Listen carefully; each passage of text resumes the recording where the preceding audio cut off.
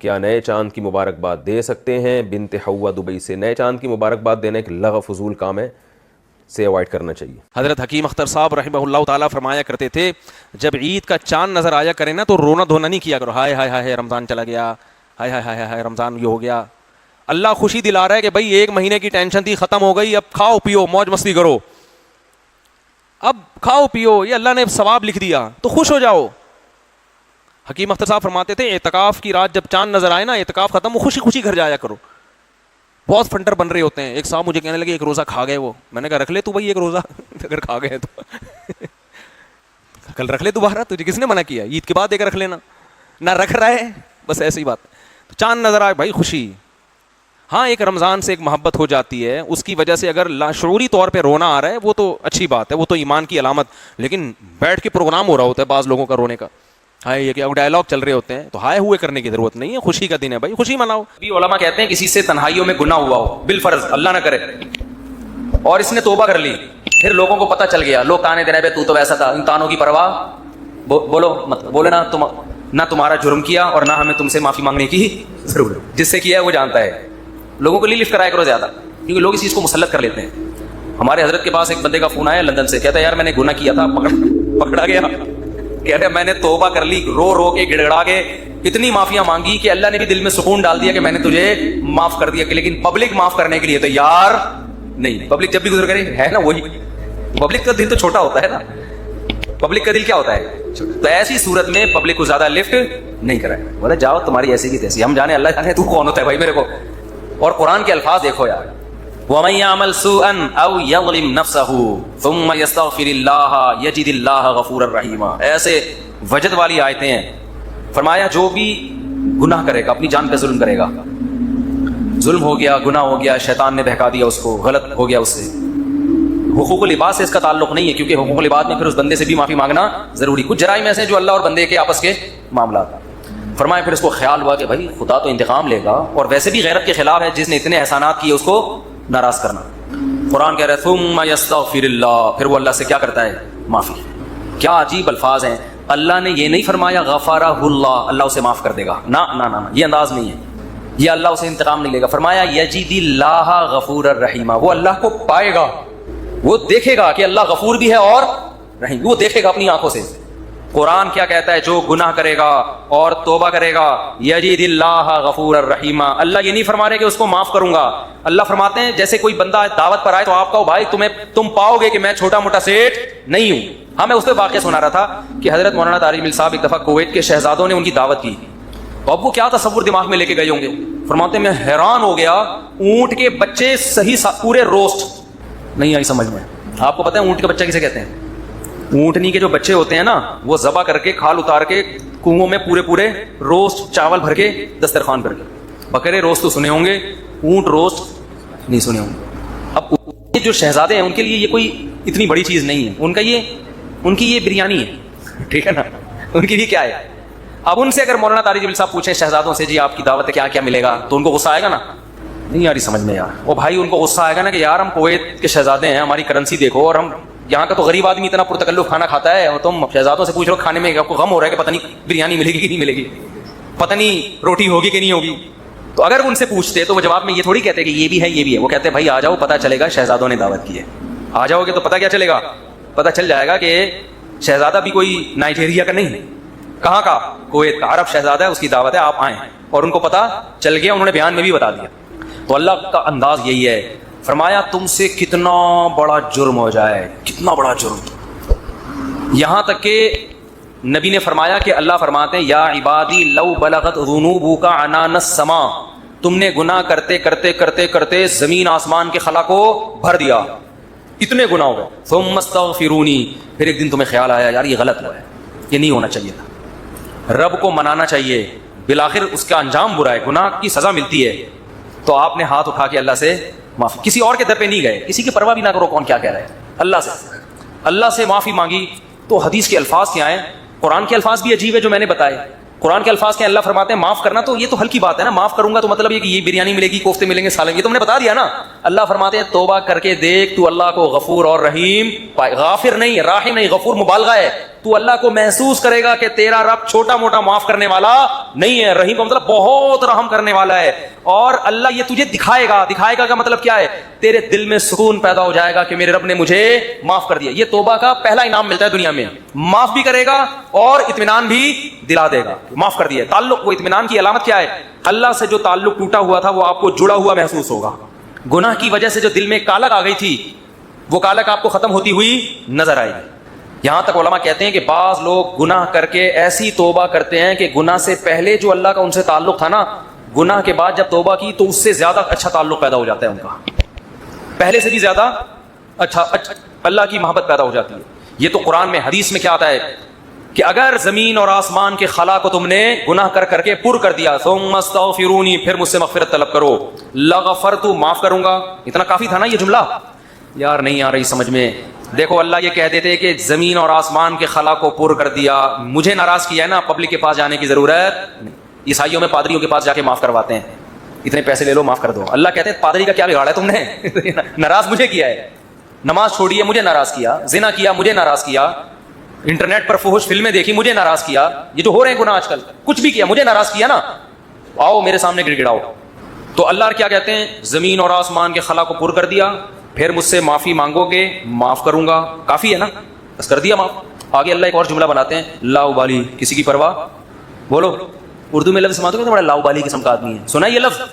ہاں بولنے میں کچھ ٹیکس لگتا ہے. لا ابالی کہتے ہیں نا, یہ عربی کے لفظ سے آیا لا ابالی. لا کا مطلب نہیں, ابالی کا مطلب پرواہ نہیں کرتا میں کسی کی. جیسے جو آدمی کسی کی پرواہ نہیں کرے بڑا لا ابالی سا آدمی ہے. تو اللہ کیا کہتے ہیں, لا ابالی, معاف کروں گا کسی کی پرواہ نہیں. کیا مطلب؟ یہ جملہ لگانے کی کیا ضرورت تھی؟ جملہ اس لیے لگایا جا رہا ہے کہ بہت سے نیک لوگوں کو اعتراض ہو سکتا ہے, اے اللہ اتنے سارے گناہ سیکنڈوں میں معاف, یہ بات ہماری کھوپڑی میں بولو نہیں, کچھ تو تھوڑی سی ہوتی. جیسے ایک بیٹا نافرمان ہو, 20 سال باپ کو ستاتا رہے, اب باپ کو زندگی بھر ستایا اس کو, باپ نے کہا ایسی کی تیسی ہے, دیکھتا ہوں میں جائیداد سے آ کر دوں گا, میں یہ کر دوں گا. باپ بوڑھا ہو گیا, مرنے لگا ہے بھائی, اب جائیداد کی تقسیم کا وقت آ رہا ہے, اور اب یہ گیا, اس کو پتا ہے کہ اب تو سارا معاملہ خراب, زندگی بھر ستاتا رہا. آخر میں آ کے ابا سے کہتے ہیں, ابا I am very very sorry. ابا کہتے ہیں چل جا معاف کیا. دوسرے بیٹوں کو آئے گا نا غصہ, ہے بھائی ابا یہ کیا, یہ تو آپ کے رحم دل ہونے سے ناجائز فائدہ اٹھا رہے ہیں بھائی, ابھی آپ کے جانے کا وقت ہے اور یہ آگے سوری کر کے چلا گیا. تو ابا اگر ابا ہوں گے تو آپ دوسرے بچوں کو کیا بولیں گے, باپ تم ہو یا میں ہوں؟ کیا خیال ہے, باپ تم ہو یا ٹھیک ہے تمہارا مشورہ ہے میں نے سوچ لیا. باپ بہرحال کون ہے, میری مرضی, میری جائیداد ہے, میری میراث ہے, میں کسی کو بھی نہ دوں, میں صدقہ کر دوں, جاؤ. لیکن انسان کا اتنا ظرف ہوتا نہیں ہے. اب اللہ پر تو موت واقع نہیں ہوگی, لیکن انسان پر تو موت واقع ہوتی ہے, اور موت کے بعد رحمت کے چانسز ختم, توبہ کے دروازے بند. ساری زندگی گناہ کرتا کرتا اب موت سے پہلے اللہ سے کیا کہہ دیتا ہے, آئی ایم سوری, معاف کر دیں. تو اللہ کہتے ہیں کہ میں معاف کر کے, آگے پہلے ہی بتا دیا کہ کسی کو اعتراض کرنے کا حق, اللہ کو پتا ہے بہت سارے لوگ آئیں گے, یا اللہ یہ کیا, یہ کیا اتنے سارے گناہ ہو رہے ہیں اور اس نے معافی اور 1 سیکنڈ میں معاف, یہ تو تیری حکمت کے خلاف ہے, یہ تو مصلحت کے خلاف ہے, یہ تو یوں ہے, یہ تو ناانصافی ہے. اللہ کہتے ہیں بولنے دو, مجھے پرواہ, بولو نا. نہیں, تم نے تھوڑی جہنم بنائی ہے, میں نے بنائی ہے. نافرمانی اس نے میری کی, معاف کرنے کی طاقت مجھے ہے, میں جس کو چاہوں معاف کروں. تمہیں کیا تکلیف ہو رہی ہے؟ تم اپنی بات کرو مجھ سے, تمہیں کسی جرم کے بغیر میں سزا تھوڑی دے رہا ہوں. یہ جو الفاظ ہیں نا, لا ابالی, یہ بڑے زبردست الفاظ ہیں. مجھے اس پر اکثر ایک چٹکلا یاد آتا ہے, وہ میں ہر بیان میں جب بھی اس حدیث کی تفسیر کرتا ہوں وہ سناتا ہوں کہ اس کی مثال کیسے ہے. اس کی مثال ایسے ہے, یہ جو لوگ پہلے سے بیان سن رہے ہیں انہیں یہ واقعہ سنا ہے, نئے لوگ بھی آ جاتے ہیں نا, پرانے والے سے میں اعتراض کرتے ہیں, یار وہ کسی پٹے کس سے بار بار سنا کے نا تھک گئے ہم. تو بھائی آپ کے لیے کسی پٹے, نئے لوگوں کے لیے کوئی مارکیٹ میں نیا آئے گا تو بتائیں گے, ہم اب آ ہی نہیں رہا. تو وہ ایک اونٹ, ایک بیل اور ایک دمبا, یہ بس واقعہ سنا کے بیان ختم کرتا ہوں, کچھ چند سوالات کے جواب دینے. اونٹ, بیل اور دمبا یہ کہیں جنگل میں سفر کے لیے نکلے, کھانا ختم, ایک گٹھڑی نظر آئی گھاس کی. اب تینوں میں پھٹا ہو گیا, اونٹ کہہ رہا ہے میں کھاؤں گا, بیل کہہ رہا ہے میں کھاؤں گا, دمبا کہہ رہا ہے میں کھاؤں گا. اونٹ نے کہا دیکھو میں تمہارا بزرگ ہوں, ہم تینوں ایک معیار بنا لیتے ہیں, جو اس معیار پہ پورا اترے گا وہ کھانا وہ کھائے گا. یہ پیشکش کس نے کی؟ اونٹ نے. اس نے کہا میں قبیلے کا بڑا ہوں, دیکھو تو اب میں جو سجیشن دوں گا اس پر عمل کرو. تو ہم تینوں میں سے جو اپنا سب سے پرانا ہونا ثابت کر دے گا کہ جو دنیا میں سب سے پہلے آیا ہے وہ اس گٹھڑی کا مستحق ہے. اونٹ کا خیال تھا میں ہی ہوں, بزرگ ہے. لوگوں نے کہا چلو جی بزرگوں کا احترام اسلام میں ٹھیک ہے واجب ہے. दुम्बे ने कहा ठीक है भाई, मैं अपना साबित करता हूँ, मैं बहुत पुराना हूँ। उन्होंने कहा कितना पुराना? उन्होंने कहा देखो इब्राहिम अलैहिस्सलाम ने बच्चा ज़बह किया, नहीं हुआ तो दुम्बा आ गया। ये रिवायत सही नहीं है लेकिन चलो फर्ज कर लेते हैं, दुम्बा आ गया। इसका मतलब मैं 4000 साल से, इब्राहिम अलैहिस्सलाम के दौर में भी मैं था। ऊँट चकरा गया, उसने बोला ये तो पहली गेंद पे ही आउट हो रहा हूँ मैं। तो बैल ने बोला कि आदम अलैहिस्सलाम जब ज़मीन पे आए थे, ज़मींदारी के लिए ट्रैक्टर इजाद नहीं हुए, तो कुछ तो उगाया होगा ना, तो खेती बाड़ी किससे की थी उन्होंने? बैल से। इसका मतलब मैं कब से हूँ? दुम्बा तो आउट हो गया ना। ऊँट परेशान के कमबख्त, उससे पहले तो तारीख लिखी नहीं गई है, उससे पहले तो तारीख लिखी, और सजेशन भी मेरी थी। ऊँट टेंशन में आया, उसने क्या किया, वो घास की गठरी उठा के अपने कोहान पे रखी। तो दुम्बे ने बोला भाई मैं तो बहुत पुराना हूँ। उसने बोला मानता हूँ, मैंने कब कहा? आप बहुत पुराने हैं, मैं आपके बाद आया हूँ। बैल ने कहा मैं तो इससे भी पुराना हूँ। उसने कहा मैंने बोला क्या पुराने नहीं है? तो भाई ये फिर हमें दो। उसने कहा दमे तो ले लो। उसने कहा हिम्मत है तो उठा लो। ऊँट के कोहान से कौन उठाएगा? चलो दफा यहाँ से, तुम्हारी ऐसी की तैसे। सजेशन भी खुद ही दी, बोला जिसमें दम है ले ले भाई, चलो। इसको कहते हैं लाउबाली। नहीं आई बात समझ में? अल्लाह ऐसा नहीं करता कि वो अपनी तजवीज़ के खिलाफ चले। ये तो मैंने सिर्फ एक वाकया समझाने के लिए कि भाई अल्लाह के सामने कौन लड़ सकता है, अल्लाह के सामने कौन दलाइल दे सकता है कि अल्लाह वो इतने सारे गुनाह किए तू 2 मिनट में माफ कर रहा है। अल्लाह कहते हैं जो जिसने दलाइल के अम्मार लगाने हैं ना, पहले लगा के रखे, किताबों में लिखे, पूरे पूरे रिसाले लिख दे। मेरी नजर में इसकी कोई वैल्यू नहीं है, क्योंकि खुदा मैं हूं, तुम नहीं हो। नाफरमानी मेरी की है, तुम्हारी थोड़ी। तुम्हें क्यों तकलीफ हो रही है? यग़फ़िरु लिमन यशाअ व युअज़्ज़िबु मन यशाअ, जिसको चाहूंगा माफ करूंगा, जिसको चाहूंगा अजाब दूंगा। ये अल्लाह ने अपने हाथ में रखा है, ताकि जब कोई गुनाह करे तो गिड़गिड़ाए किसके सामने? अल्लाह के सामने। हमें पता है कि अल्लाह के सिवा माफ करने वाला कोई भी नहीं है। माफी का इख्तियार अल्लाह के हाथ में, सजा का इख्तियार अल्लाह के हाथ में। तो मैं इसलिए करा रहा हूं कि मखलूक को ज्यादा लिफ्ट कराने की जरूरत नहीं है।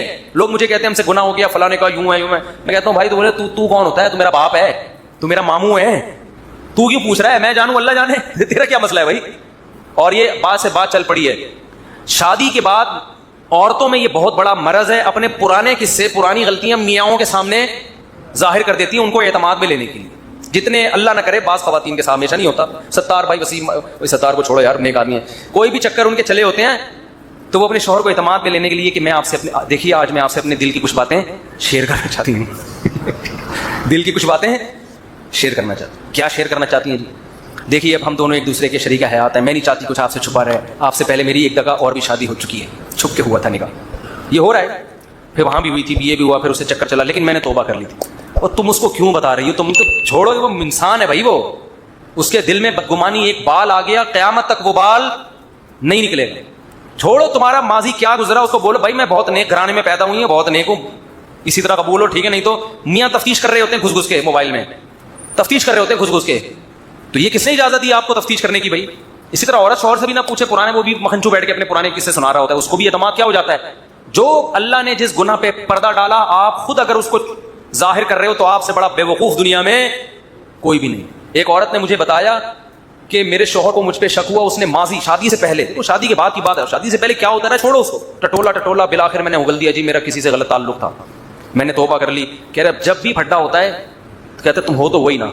मैंने कहा गलती आपकी है, क्यों बता रही हो भाई? वो 100 दफा भी पूछ रहे हैं आप क्यों बता रहे हो, क्यों बता रहे हो आप उसको? तो हमारा ताल्लुक किससे होना चाहिए?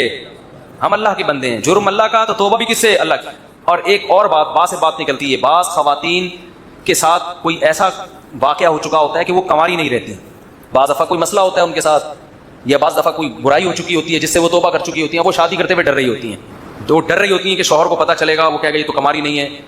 तो वो जब मैं फ़ोन उठाता था ना इस तरह के मशवरे भी कि हम क्या शौहर को बता दें, तो ये हमाकत भाई, ये तो किसी भी तरह से ज़ाहिल हो सकता है, किसी बीमारी से भी हो सकता है पर्दा ज़ाहिल, और भी 10 बाज़ों के पैदाइशी नहीं होता। तो ऐसे मौके पे झूठ बोलना भी जायज़ है।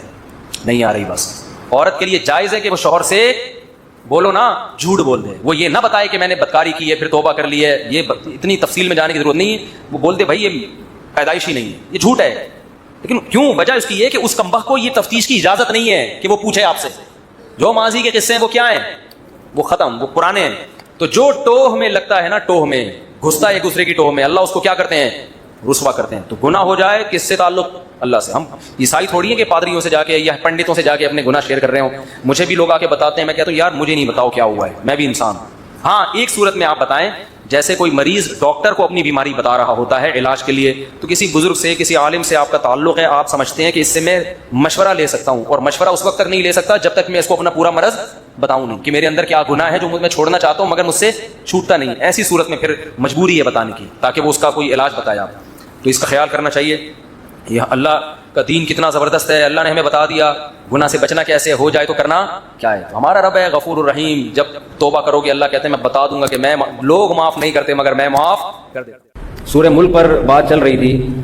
اللہ نے پیدا کیا لیبلوکم ایکم احسن عملا. بیان کے آخر میں یاد دلائیں کہ عاشورہ کے روزے سے متعلق ایک بات کہنی ہے, روزے سے متعلق بس اتنا یاد دلا دیں.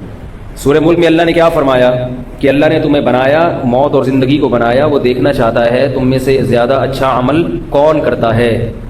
وَهُوَ الْعَزِيزُ الْغَفُورُ, اور وہ زبردست غالب بھی ہے, گناہگاروں کو سزا دے سکتا ہے. الغفور, اور جو توبہ کرنے والے ہیں ان کے لیے معاف کرنے والا بھی ہے.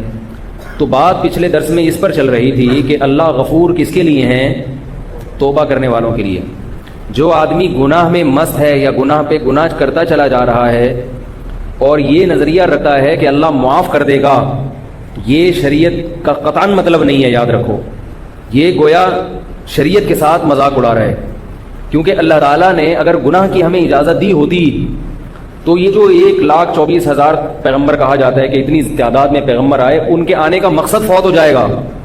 پیغمبر جو دنیا میں آتے ہیں ان کے دو مقاصد ہوتے ہیں, ایک لوگوں کے عقیدے کی اصلاح اور دوسرا مقصد لوگوں کے اعمال کی اصلاح. بات آ رہی ہے سمجھ میں؟ عقیدہ بھی درست کر دیا جائے ان کا اور عمل بھی درست کر دیا جائے. عقیدہ بھی درست کرنا چاہیے اور عمل بھی. یہ الگ بات ہے کہ عقیدے کی اہمیت عمل سے زیادہ ہے, لیکن عمل کی اہمیت بھی کم نہیں ہے, کیونکہ قرآن و حدیث سے یہ بات ثابت ہے بہت سے صحیح عقیدے والے لوگ بھی جہنم کی آگ میں جائیں گے. بلکہ قرآن و حدیث سے یہ بھی ثابت ہے, صحیح ہے بخاری کی, صحیح ہے مسلم کی حدیث ہے کہ بہت سے نماز پڑھنے والے اور روزہ رکھنے والے بھی جہنم میں جائیں گے. نہیں یاری میرا خیال ہے بات, یعنی صرف نماز کا پڑھ لینا بھی کافی نہیں ہے. آج لوگوں نے عمل کو بہت ہلکا سمجھ لیا ہے, ہلکا سمجھ لیا. کوئی کر لے ٹھیک ہے, نہیں کرے کہ اللہ معاف کرنے والا ہے یار. اور عقیدے کا تو حساب ہی الگ ہے. تو عقیدے کو ٹھیک کرنا آسان ہے. عقیدہ نام ہے نظریات کا. آپ دل میں صحیح عقیدہ رکھ لیں اور زبان سے اس کا اقرار کر لیں تو عقیدہ صحیح ہوگی. وہ گنے چنے عقائد ہیں, تقدیر پر ایمان ہے, اللہ کی ذات وحدانیت پر ایمان ہے, وہ جو جس پر بیان ہوتا رہتا ہے. آگے مسلمان کے لیے جو بڑا مسئلہ ہے وہ کیا ہے, عمل ہے. عمل میں ڈنڈی مار لیتا ہے. اور جو لوگ دین کی طرف آتے ہیں وہ فرقہ واریت میں پڑ جاتے ہیں, چھوٹے چھوٹے مسائل میں وہ اس کو عمل سمجھنے لگتے ہیں کہ رفع الیدین کرنا ہے نہیں کرنا, زور سے آمین. حالانکہ یہ تو صحابہ میں اختلاف تھا. تو عمل کا مطلب کیا ہے, اس کو خوب سمجھیں. کبیرہ گناہوں سے اجتناب اور فرائض اور واجبات کی پابندی. ایک کبیرہ گناہ بھی اگر زندگی میں ہے تو معاملہ بہت خطرناک ہے.